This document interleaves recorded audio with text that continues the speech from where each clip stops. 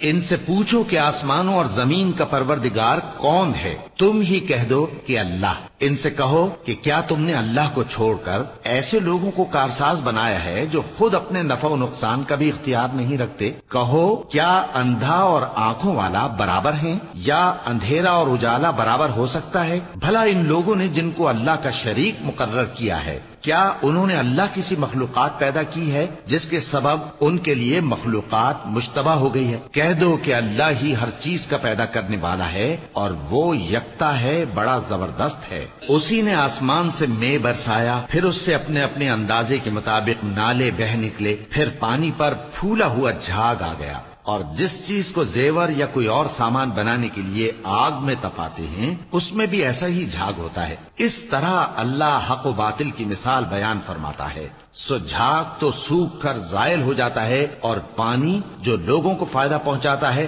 وہ زمین میں ٹھہرا رہتا ہے۔ اس طرح اللہ صحیح اور غلط کی مثالیں بیان فرماتا ہے تاکہ تم سمجھو۔